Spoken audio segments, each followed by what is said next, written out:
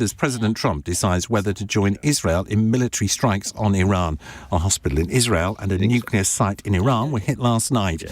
Former Labour Defence Secretary Jeff Hoon has told LBC the international fallout of attacking Iran could be bigger than the invasion of Iraq in 2003. We've seen already that the Russians are indicating on the back of their agreement with Iran, they have a military defense cooperation agreement, that they would be very concerned about any action taken by the United States.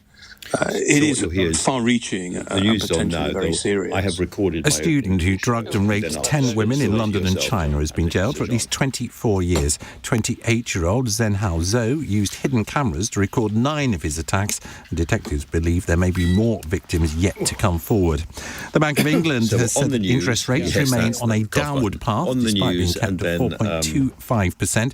The Monetary Policy Committee voted 6-3 for the status quo. The 3 voted for a drop to 4%. In the city, the FTSE 100 closed down 52 points at 87.91. The pound buys $1.34 and €1.17. And LBC weather, a 2025 high of 32.2 degrees has been recorded in West London today. Showers in the southwest tonight, but most places will remain dry. This is the news mild and muggy with a low of 10. To us in just a second. Global's newsroom. For LBC, I'm Tim Humphrey. This is LBC from Global, leading Britain's conversation. It's 6 p.m. Now, Tonight with Andrew Marr. Good evening. The die is not cast. The crucial choice has not yet been made.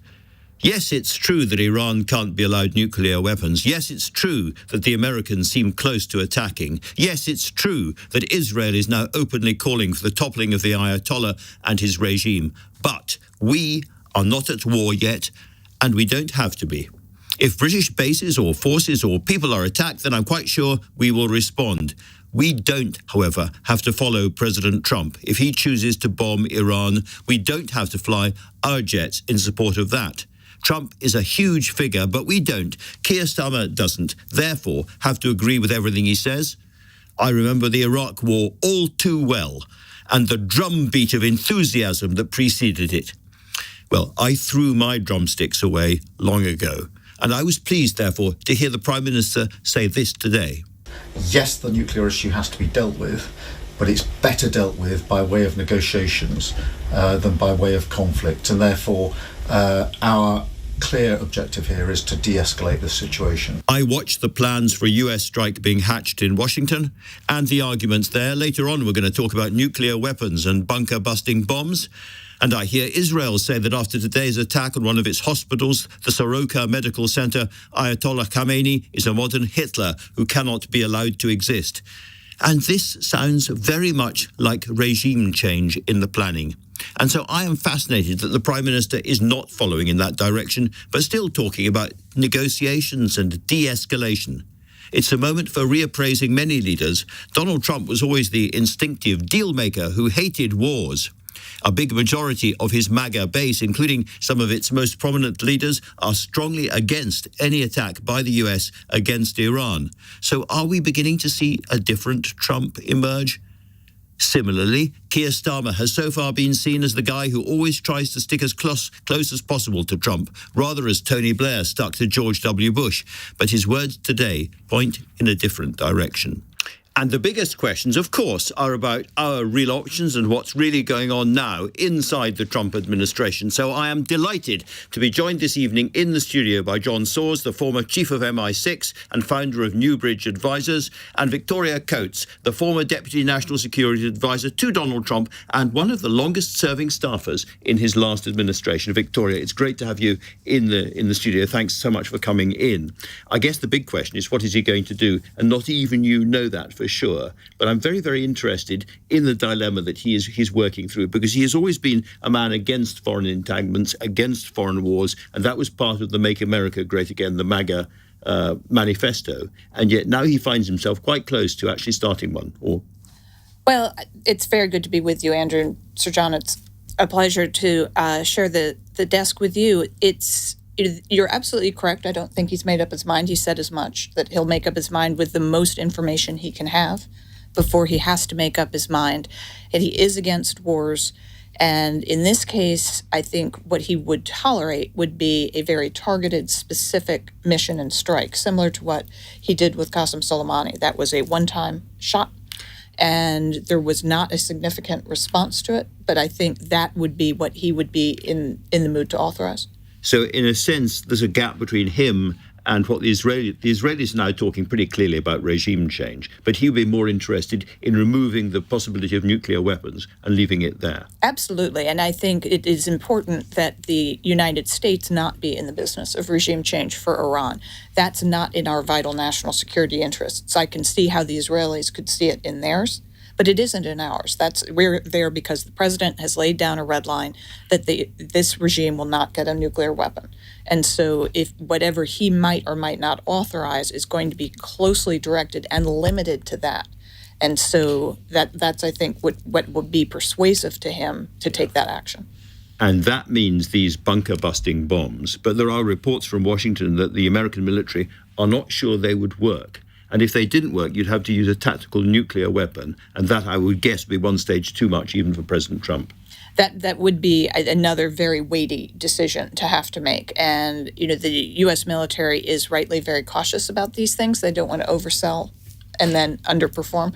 So I'm not surprised to hear that.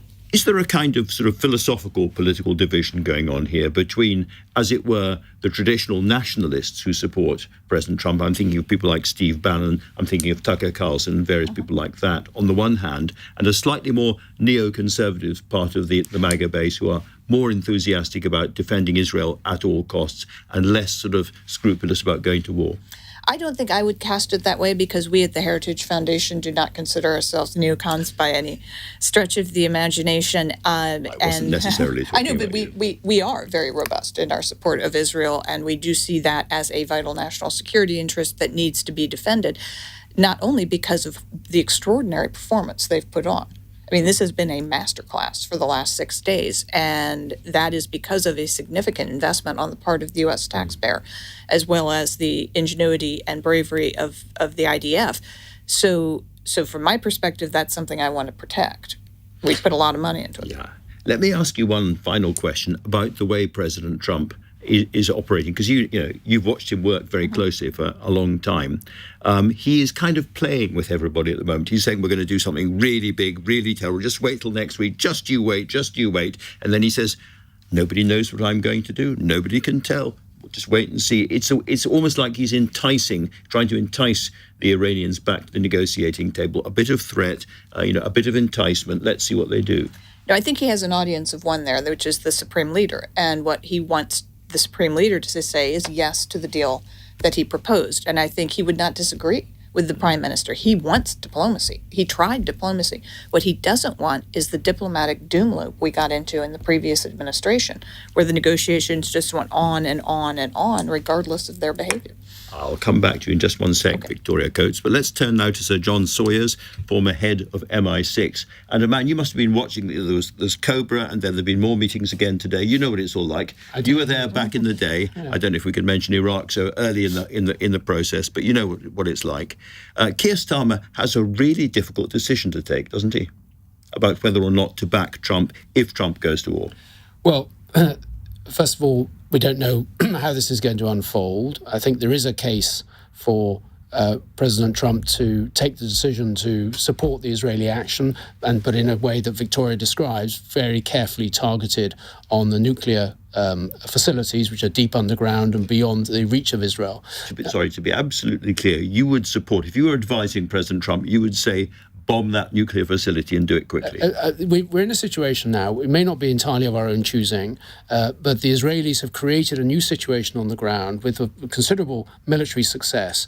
The worst thing in the world would be to bring that to an end with a deeply angered and aggrieved administration regime in Tehran, which still has a nuclear program that it can turn to. Because one day they'd use it. One day they would use it. Now, this is the point about I'll get on to the Keir Starmer point in a minute, but the point about this nuclear program, and we've been negotiating for 20 years. I started this back in 2003 when Jack Straw was Foreign Secretary, the Iranians have built up a military program, a nuclear program, which can only have one purpose, which is a military goal to have the capability to produce nuclear weapons. Because the uranium is so enriched. Yeah, to have a civil nuclear power station, you need uranium enriched to about 4%.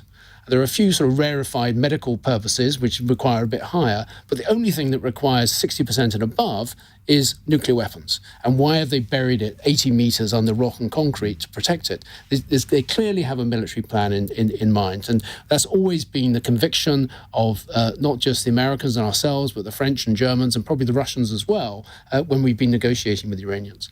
Now, what is Keir Starmer's position on this? Well, I think he has sort of a couple of decisions to take. First of all, about the use of Diego Garcia, where the American B-2s are likely to be based, the island base in the Indian Ocean.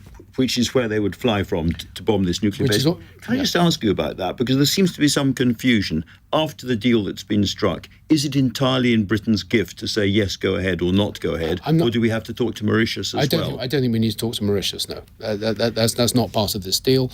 And it would be very odd indeed, having gone the extra mile to ensure that America can have an ongoing military base in Diego Garcia, that we should raise any reservations about how it's used. That's a matter for the United States. So that's the first thing. The second thing is, do we get involved in any way militarily? And I think there's no real pressure on Keir Starmer to do that. No one's asking us to be involved. We haven't been involved in the planning for these operations. We don't have any unique capabilities that we can provide. So why would we need to get involved? Yes. I guess there's Akrotiri in Cyprus, the base there, if the Americans wanted to use that. And in the past, the last time there was a huge blizzard of Iranian missiles aimed at Israel, of course, the RAF was part of the coalition trying to defend Israel. Yeah, and I think there will be a case for defending Israel again. But again, that's perhaps a more balanced political decision as to whether we should do that again. But I would have thought there was a case for doing so. I mean, we, like successive US presidents, have always said Iran can never have a nuclear weapon. I think the Israelis decided to preempt this whole argument by launching this strike because there was an opportunity to do so. Just coming on to the legal aspects of this, it's not an imminent thing, this nuclear weapon. Nobody thinks that they're about to actually put it together and have it. I mean, certainly the Americans don't think that. So it's a bit strange that this is the moment to kind of remove it from them, isn't it? And doesn't that cause legal problems if we got further involved? Well, Andrew, are you suggesting we should wait until the Iranians have a nuclear weapon and then take military action against them? That doesn't sound to me very wise. Well, I'm just going back to the Iraq War, where the whole argument was about the imminence of the threat. Yeah. And I can remember a young lawyer called Keir Starmer saying it had to be imminent, otherwise we wouldn't have legal cover. Imminence is about preemptive action. This is preventive action. We all know, because of the monitoring of the International Atomic Energy Authority, what Iran's capabilities are, how much enrichment they've got, enriched material they've got, how many centrifuges they've got, and so on. The one thing we don't know about is their plan to turn that into a nuclear weapon. I was reading just before we came on air an article in The Economist that suggests that Israel has shared some intelligence of an accelerated program of weaponization. I don't know whether that's true or not. I don't know. I have no basis for assessing it, but I don't think this hangs on the same sort of intelligence assessment, because it's very clear to any objective observer what Iran's long-term objective was, and the Israelis saw a window of opportunity to deal with it. Let me just open up to both of you. One thing that concerns me is whether this produces a wider war. We've been speaking to people in Tehran, and they're clear that they would attack American forces around the Gulf in Qatar and the other states there. And of course, after the Iraq War, Iraq started to come apart a bit. Now, Iran is, I think it's about 50, 60% Persian, but there's very, very big minority groups there who have been, or feel they have been oppressed. The possibilities of a wider collapse in that part of the world are quite high, aren't they? There is a possibility, and I agree very much with Victoria on this, that the goal should be to do as much damage as possible to the nuclear program rather than to go for regime change. Because regime change, how do you achieve regime change from the air? That's extremely difficult. It's not like Syria 6 months ago, when with one push the Assad regime fell, but there was a militia, under Ahmad al-Shara, was able to go to Damascus and restore a degree of order and provide a basis for a future state. I'm not aware of any militia inside Iran that has that capacity to do so. So the answer would either be, if the Ayatollah's regime collapses, you would either have the military taking over or you'd have some form of ethnic fragmentation. I don't think either's in our interest. It could be worse than what we've got. And I think we'd have to go back to negotiations with whatever is left of this Iranian regime to try to negotiate a way forward so that Iran's nuclear program is permanently erased. How much worry is there in the States, in Washington, Victoria, about Iranian retaliation? We know that they're not as militarily strong as they keep saying they are. They've lost a lot of their missiles already, and the Israelis took out a lot of sites very, very easily. But they have a lot of missiles scattered around that huge country. And you, the United States, you have forces all over the place who might be vulnerable. We do, and these are the shorter range missiles that could strike. Qatar, Bahrain, UAE, the entire Fifth Fleet has sailed off from its moorings. So we are clearly taking this very seriously. But I think that's the other reason the Gerald R. Ford, our newest and most capable aircraft carrier, is joining the Carl Vinson and the Nimitz in the region. That is a ton of air cover, a number of destroyers there, and so I think that is also a bottom line, a fundamental line for the president, that our people be protected. Yes. And that is why all that is there. The one other thing the Iranians could do, which would cause absolute mayhem, is try to close the Straits of Hormuz. And if we saw the oil the oil price really spike again, they could push the whole world into kind of economic recession, couldn't it? Well, they've tried this in the past, and I think in that case, they are also doing enormous damage to themselves and to their largest customer, which is China. And China might not be thrilled with that. They might well not be, yes. We have much greater capacity now to surge product if we need to mitigate that. So that is one of the reasons the 2019 attack on Abqaiq, on the massive Saudi oil processing center, was not as dramatic as they wanted it to be. So they are very willing to do sort of geopolitical energy terrorism, for want of a better phrase.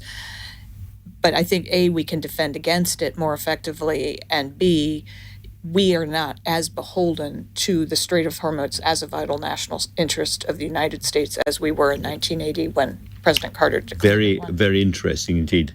Victoria Coates, thank you very much indeed. Sir John Sawyers, one last point you want to... Yeah, I think you're right to look at this issue of how the Iranians would retaliate. I think we have to be recognise that a weakened Iranian regime with a deep resentment against the United States and Israel will pursue what you might call asymmetric responses. And possible they've got sleeper cells in this country. Well, we've seen already that they've tried to assassinate Iranian dissidents in this country. There was a report in the Times recently that Iranians were plotting an attack on the Israeli embassy here. I think we should probably expect more of these things, but our security, that would be the job of the security services to foil them and prevent them happening, which by and large they've achieved in both our country and the United States. All right, Sir John, Victoria, both. Thank you both very much indeed. Fascinating conversation. Rumours have been rife at Westminster that the Prime Minister's Attorney General, Lord Hermer, is doubtful about the legality of any intervention in Iran. I will be speaking to a man who knows them both. You're listening to Tonight with Andrew Marr. Time now, 6:18. This is LBC.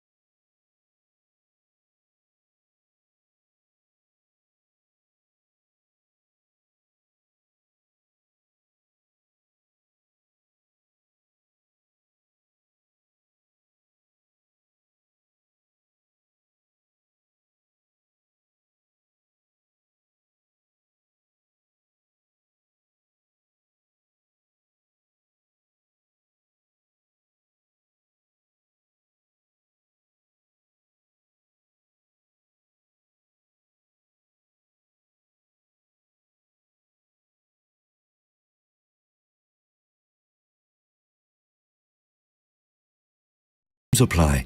Tonight with Andrew Marr. Watch live on both Global Player and the new LBC app.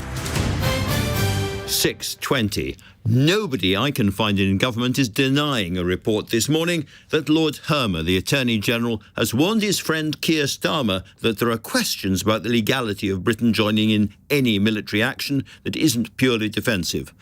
Officially, governments don't talk about legal advice, but this got me thinking back to Iraq and the role of the United Nations this time round. Philippe Sands, the international human rights lawyer and UCL professor, wrote a whole book about that and why he thought there was no cover in international law for that conflict. He's a friend of both the Prime Minister and the Attorney General, and he joins me now from The Hague. Mr. Sands, welcome to the programme. Lovely to be with you. Can I ask, a lot of the arguments around the Iraq war were about the imminence of any threat. And the nuclear threat from Iran is real, but it's not imminent. What is your view about the legality of the Americans, the Israelis, and possibly the UK engaging in conflict against Iran? Well, I mean, just by way of background, there are two justifications for the use of force in international law. Either the Security Council has authorized the use of force, or you can use force in self-defense. And there are circumstances in which, if an attack is imminent, you're able to use force in self-defense before an actual attack has occurred. Yes. Exactly. But in the present circumstance, what we know is that the IAEA, the International Atomic Energy Agency, has said that Iraq is not in compliance with its obligations in relation to various nuclear matters. But the evidence also seems to be to the effect, although there's mixed evidence, that Iran is not on the cusp of developing weapons-grade nuclear material or having a capability to send a nuclear missile to anywhere else in the world.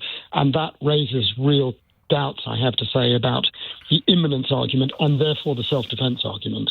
And is this the kind of thing that you would imagine the Attorney General will be telling the Cabinet in terms of it's unclear at the very least, and particularly when it comes to Diego Garcia? Well, Britain has just to be very clear, I've had no contact with either the Attorney General or the Prime Minister. Sure. I know what you know from the press.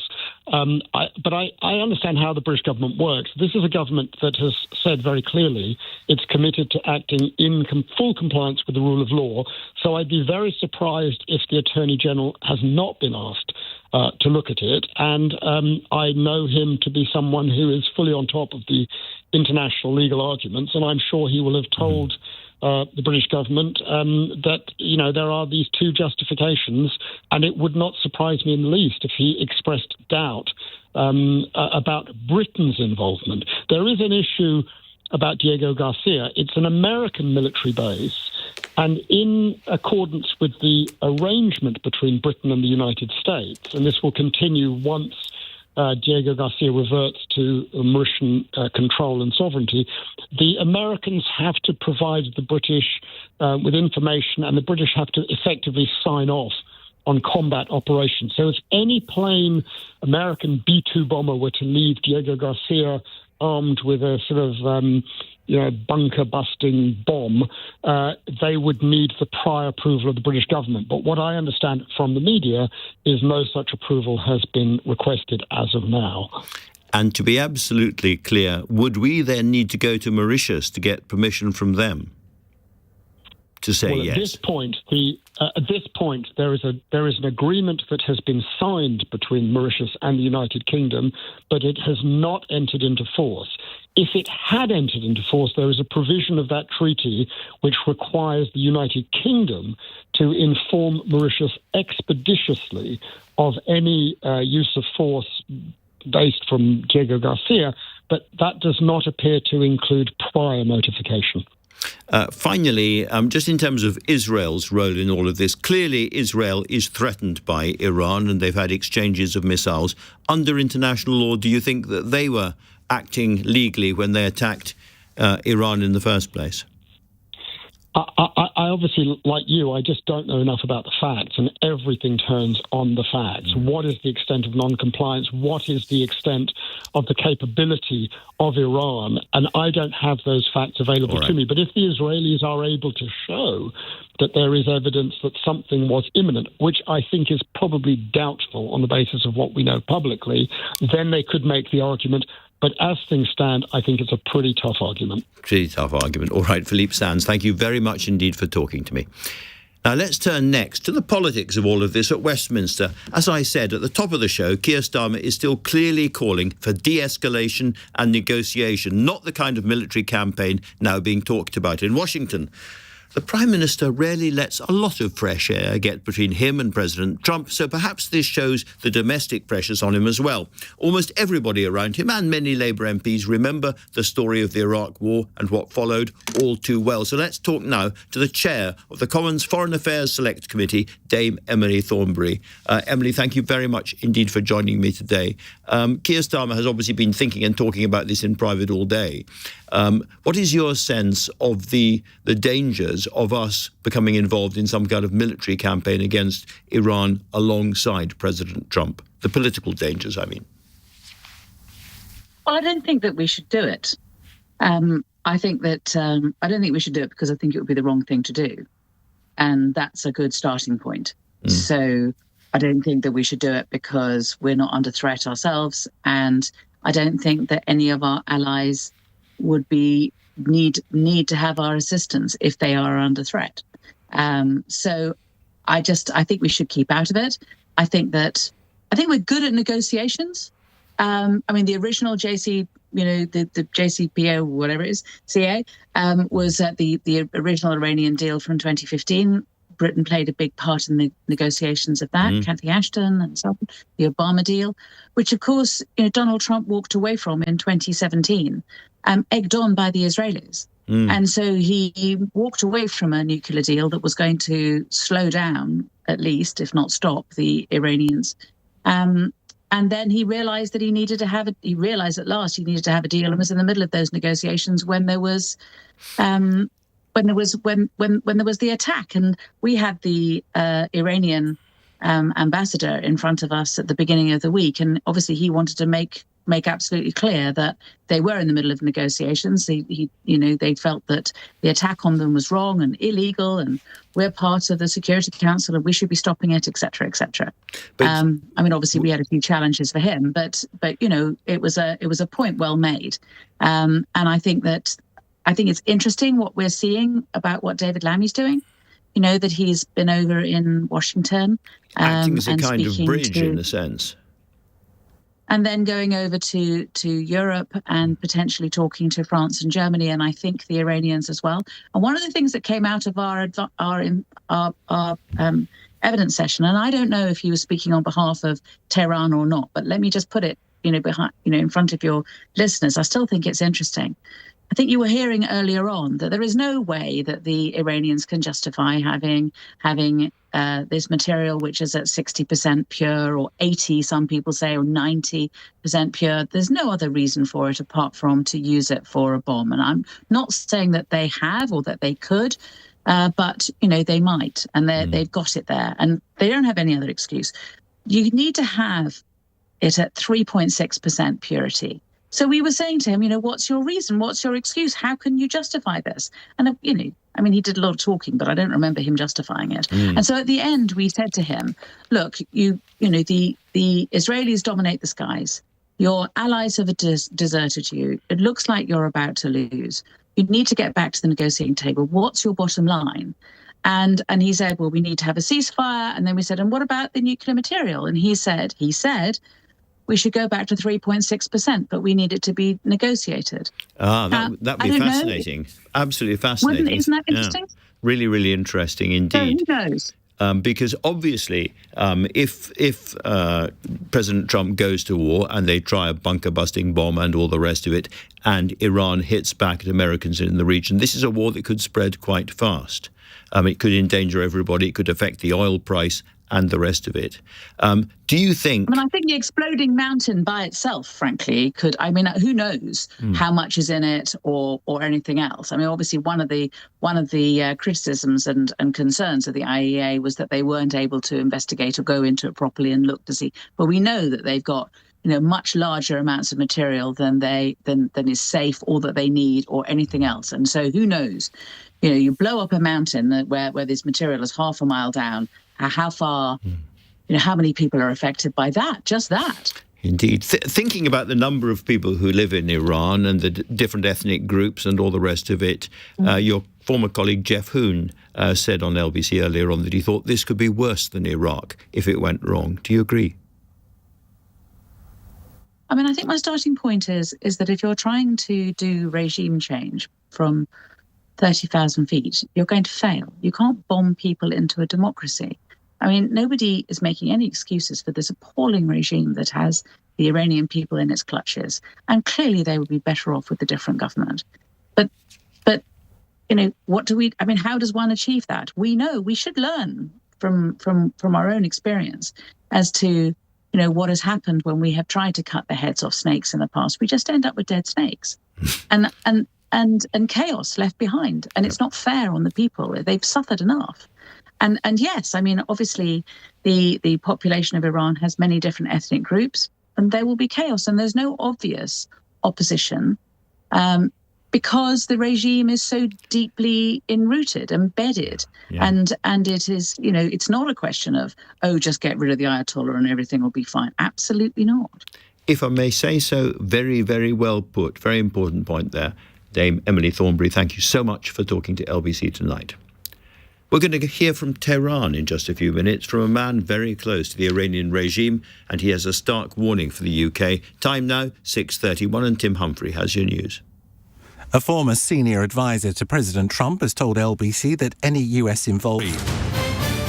6:34. Now, our political correspondent, Aggie Shornbray, has been speaking with politicians in Westminster all day as this situation unfolds and gets ever more difficult and ever riskier for the Prime Minister. And she is with me now.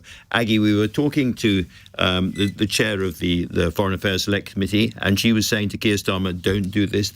We should not be getting alongside the Americans and going to war if that's what they do. What's the mood on the backbenches? I think what she was saying is very much the view shared by the backbenchers. I've made a lot of phone calls today. I've spoken to a lot of Labour MPs, and I haven't spoken to anyone who would be in favour of getting involved militarily. And, it is worth saying, as you pointed out throughout the show, Sir Keir Starmer is really calling for de-escalation, so it's not like he is massively in favour of it. But I think Labour MPs are extremely concerned. That's the sense that I am getting from people. And the shadow of Iraq is very strong. One Labour MP said to me, Iraq was the biggest foreign policy disaster of the 21st century. We never should have got involved, and we should not get involved now. And someone else said to me that this was the first time they'd ever said or even thought this before, but they said they were glad Keir Starmer was Prime Minister rather than Tony Blair, and talked about compared various different leaders that were in the world at the moment, global leaders, and said about Sir Keir Starmer, at least he is not a willy waver, I think referring to the other leaders. That's an image I don't necessarily want in my head, Aggie, but thank you for it very much indeed. It sounds like everybody on the Labour Party, for the moment, is more or less in the same place. Thank you so much. Now then, British Iranians have been calling into LBC all day, and you might assume that Iranians in exile would be thrilled at the idea of toppling that regime. Not entirely true. Let's hear now from Gazelle, who called in to my colleague James O'Brien this morning. Gazelle's a British Iranian. She grew up here, I beg your pardon, but she moved back to Iran with her husband for business and family reasons. And there, she was arrested for taking part in the protests against the murder of Mahsa Amini and removing her hijab. And so she returned to the UK, and she's now living with her husband in North London. How did they feel about the bombing of Tehran? Last night, I had a grown man crying in front of my eyes saying, in one night, I've become bankrupt and I've lost my family. So to think that America is going to help us, Israel is going to help us, it's an illusion. And the fact that our country is split into so many pieces, it breaks my heart. Clearly.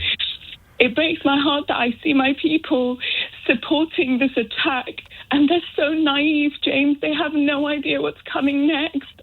I try to educate them, but the problem is... 30 seconds, everyone.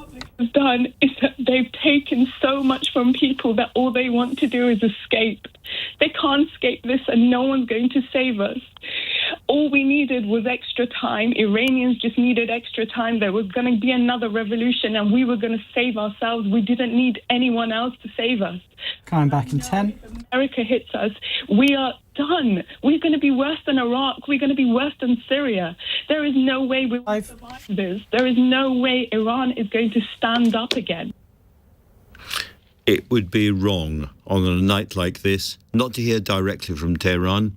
Professor Saeed Mohammed Morandi is a political analyst there and a professor at Tehran University. He's very close to the regime, and he spoke to me about the mood in Tehran right now. Things in Tehran are quiet. The administration has allowed many government employees to work from home. So a lot of people have left Tehran and they've gone to cities around Tehran or their hometowns.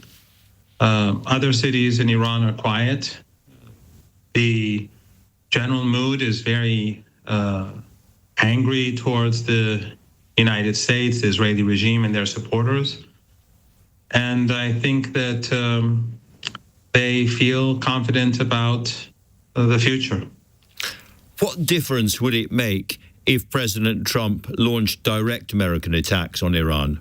Iran is much more prepared to hit back at the United States than it is actually for the Israeli regime, because to strike the Israeli regime, you need long-range missiles, long-range drones.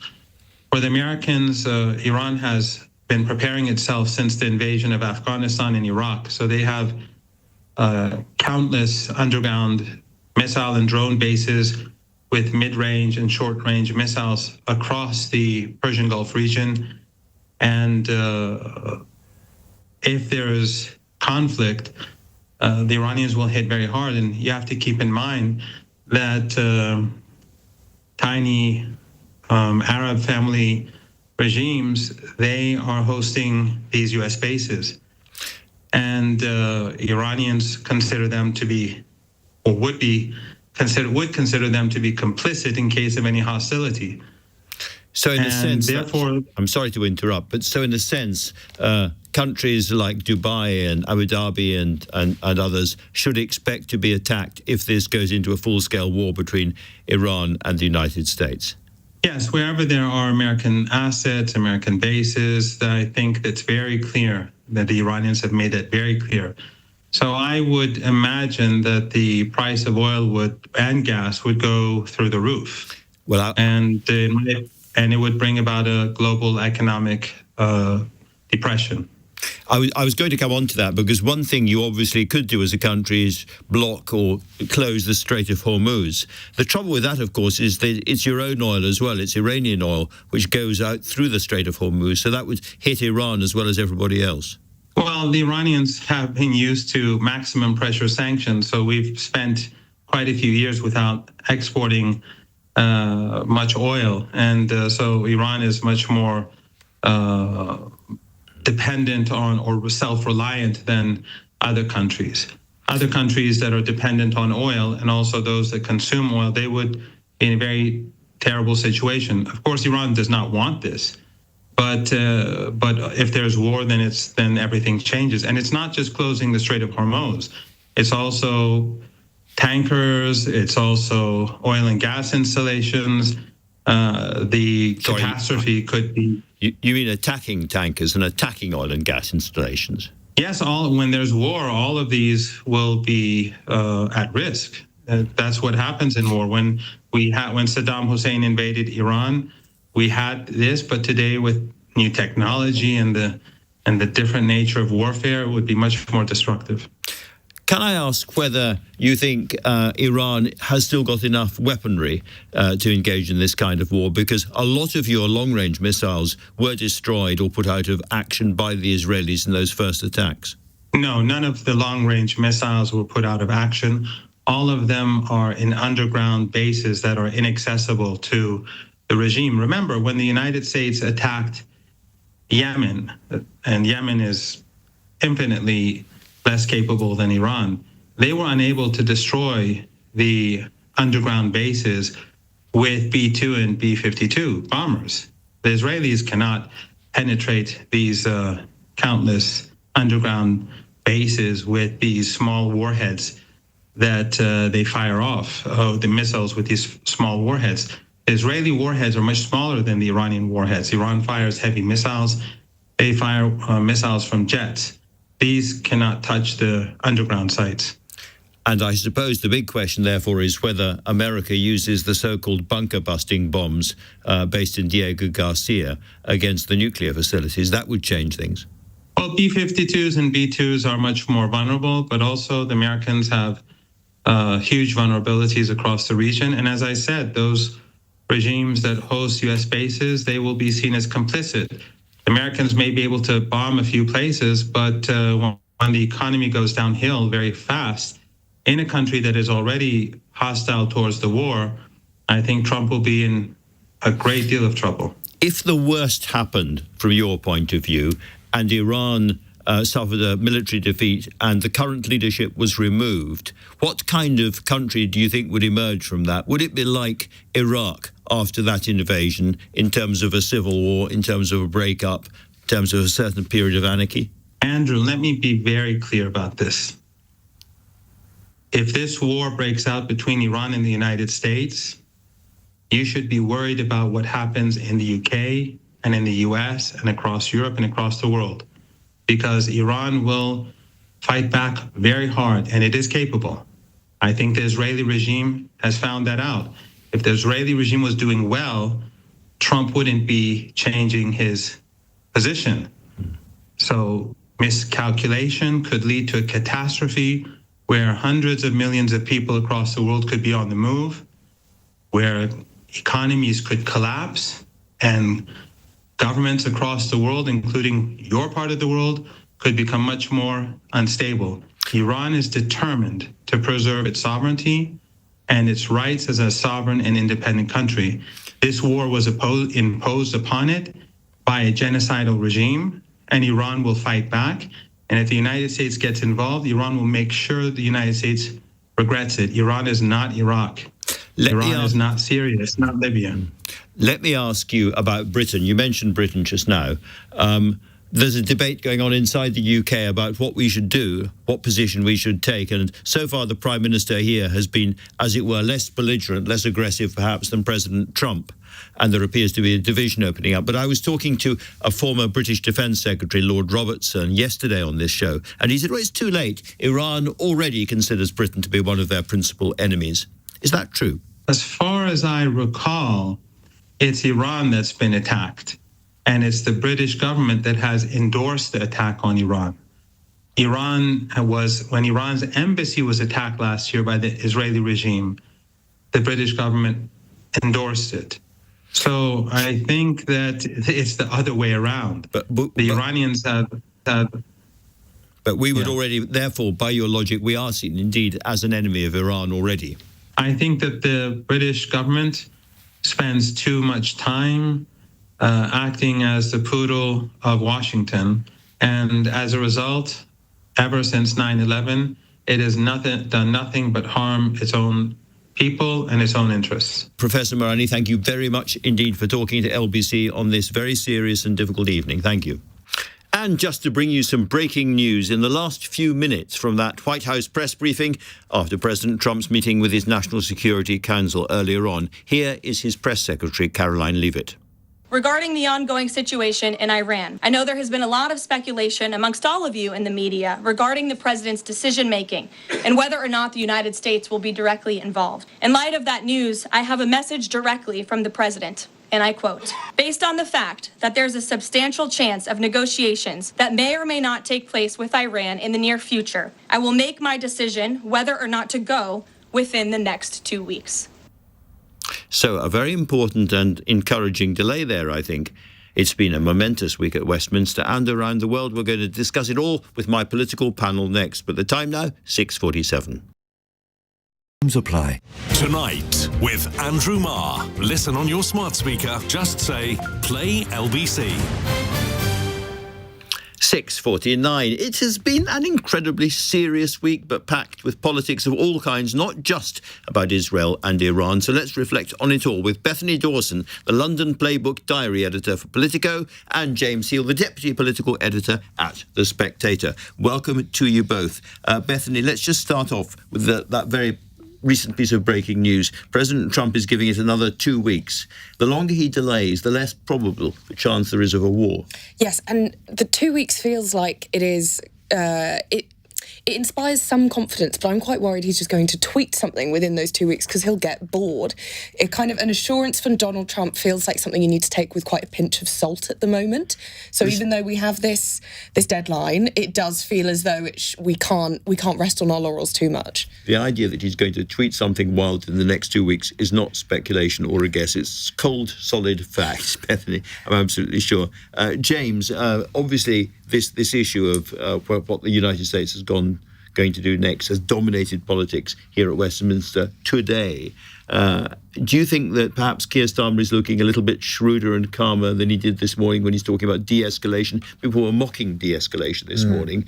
This morning it felt like we were on the edge of war. This evening it doesn't so much. Well, I think Keir Starmer was doing what was best in terms of his own position in the UK strategic interest, which was taking his time, not rushing to any judgment, always being on hand to offer kind of support in terms of intelligence or diplomatic cover, for instance, but also not getting involved because, as you both were talking about there, 2 weeks gives him maximum flexibility. Donald Trump doesn't want to be tied down at all.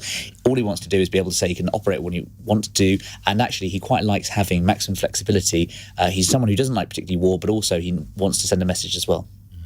Bethany, I'm a bit of an old git, and I remember the Iraq War very, very clearly. Do you think that is still, as it were, hanging over the Labour benches when they think about this? Yes, and I think they're really concerned they don't want to repeat what we saw in the Iraq War at all. So I think it's probably one of the main reasons that Keir Starmer is going so carefully with this and talking about de-escalation. Any brash moves that we're seeing from the States is not in the interest of the Labour Party. They don't want to repeat what happened in Iraq. There's so many other issues to talk about, and we have to go through some of them. A big one was what's going to happen to the European Convention on Human Rights, because you had some more terrible stories of a child rapist and others not being able to be sent back to Brazil in this case because of the ECHR. And more Labour MPs and indeed ministers, James, are beginning to talk about, if not reforming it, they might even have to leave it. Yes, and it was quite striking at the beginning of this week. We saw a number of rising stars in the new Labour intake coming out and saying we need reform. That was Dan Tomlinson, and also it was Mike Tapp from Dover. They were all producing videos, etc., making the need. Jake Richards as well. Jake Richards would be very disappointed if you didn't thank him as a rising star. Poor Jake. Much like the Iranian crisis, yes. I pulled it there. And so the point is, they're the ones saying this because look, they recognise that if they don't occupy this space and do what most of their voters think is overwhelmingly necessary, if they can't deport a paedophile, why on earth are they in politics? So they need to get this done because if not, it'll become an issue which gives succour to the right. And right now, we just discussed before going on air, I mean, Nigel Farage basically seems to be in power, if not in office. I was going to pursue that very, very point, because Bethany, we started the week, we were talking about a national inquiry into grooming gangs a lot, and again, something that the right of politics, the Conservatives as well as Reform, have been pushing on, and Labour have now given. Do you get a sense that actually the sort of instincts, if you like, of Nigel Farage have infiltrated their way deep inside this government? Yeah, I think Labour are terrified of the threat of reform, and it does seem that they're acting on this.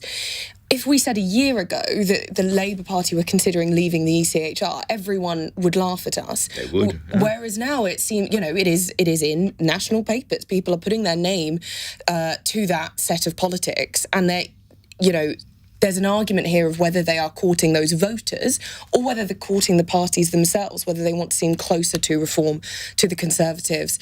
And I think it's quite a dangerous path for them to go down, because turning back, U-turning on this set of politics is incredibly difficult to do. Yes, you don't want to raise people's expectations and then fail to deliver. And as I understand it, reforming the ECHR or changing the convention is very, very difficult because there are so many members of it, all of whom would have to agree.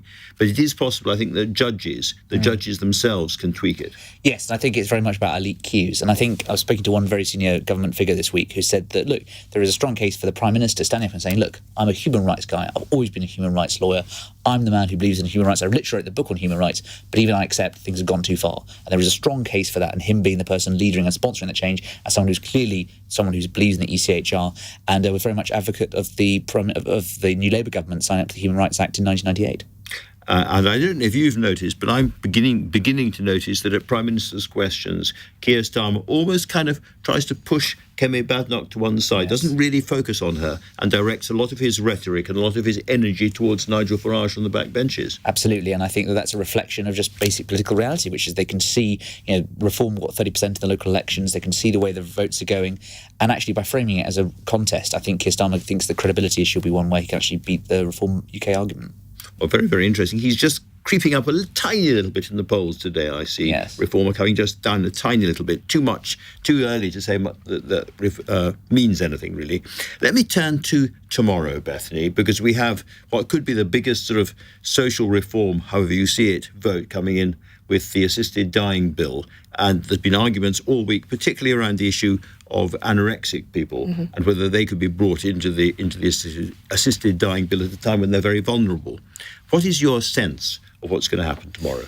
There are a lot of people that voted the bill through at the second reading because they wanted to hear more details. They wanted to see this committee stage and see the scrutiny. They wanted to see experts speaking on it.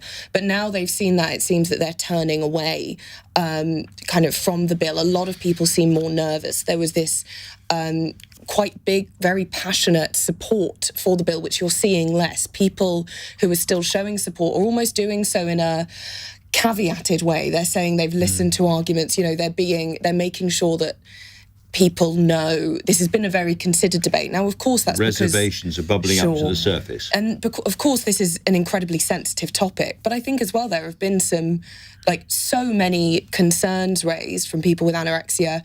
And when you look at other countries, people with arthritis have gone down the route of assisted dying. They have not just been terminally ill people. So many reservations are coming up that I think tomorrow is going to be a very different debate than that we saw last time. And James, we had Naz Shah sitting in the seat that you're in just now yesterday saying that actually she thought that the commitments around anorexia in particular were nothing like strong enough, and there were still lots of loopholes, and the bill was not safe, and she would not support it. Kim Leadbeater has been very much gung-ho about this. She thinks things are going her way. Do you agree with her, or do you think there's a good chance that this bill will go down? I remember the second reading, there was a majority of 52, and that was higher than a lot of us thought, and I think this time it will be lower than a lot of people are expecting. I think it will probably pass by around a dozen votes or so, but it's very good, very, very tight. And there's actually been scenes today of Saoirse Eastwood, who is a Northern Irish MP who has COVID, and was therefore thinking she'll have to miss the vote tomorrow because, of course, it's not government pairing, because it's not a government bill. And now people are trying to organise it to get a helicopter over here, all sort of scenes of drama, etc. It's very reminiscent of This House, the James Graham play, and the votes of the 1970s. I think it'll be close. And I think actually, Andrew, if you watch the report stage of the last couple of weeks or so, you can almost see Labour's sort of tribes forming. So Kim Leadbeater sits on one bit of the fourth row from the back. Then down the end, there's Jess Sato and Naz Shah. There's other groups forming, etc. And I think it's putting a lot of tension with an already divided Labour Party. Very, very interesting. Neither of you have told me who's going to win tomorrow, but I think the pro-assisted dying bill. Pro-assisted dying bill. I don't think it will win. Oh, really? I think it will be very, very close, but I don't think it'll pass. Well, hold on to your seats and watch tomorrow, everybody. One final thing we need to talk about is the abortion, changing the law on abortion. And again, people forget after the election, this is a much more liberal parliament than we've had before. Much more secular parliament as well, more atheist than ever before. And I think that I'm interested, some people are suggesting that actually having the abortion vote in the same week as the assisted dying vote might influence some people, because I think there's a lot of people feeling a bit jumpy right now about issues of conscience. I think it's interesting that this passed so quickly. It's a vote, I think, especially in Keir Starmer's government, as we've been speaking about, former very senior lawyer, you'd expect this to be something that took a long time. There are a lot of reviews, a lot of stacks of paper. And on both of these bills, I think it's very interesting that they're passing so quickly. Bethany Dawson, James Heal, thank you both very much. We have covered a great deal of stuff there. Well done, both of you. The White House has announced this evening that Donald Trump will make a decision on whether the United States will attack Iran in the next 2 weeks. Earlier, I spoke with the president's former national security advisor, Victoria Coates, and asked her what factors would sway the US president in making the decision. president has laid down a red line that this regime will not get a nuclear weapon. And so if whatever he might or might not authorize is going to be closely directed and limited to that. And so that's I think, what would be persuasive to him to take that action.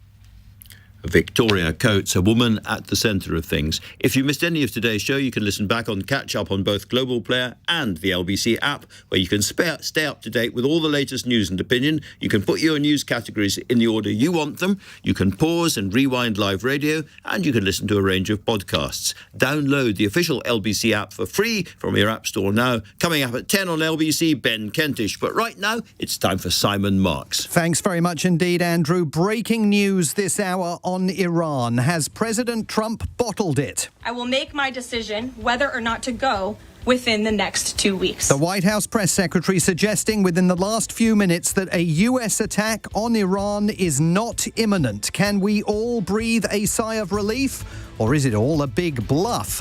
On the hottest day of the year so far, when you go to this year's summer music festivals, will you enjoy the performances or film them on your camera phones? Sabrina Carpenter doesn't think you can do both. She wants phones banned from her live gigs. We're going to talk about whether that is a good idea after 9. And at 8, I'll talk for the full hour with the former head of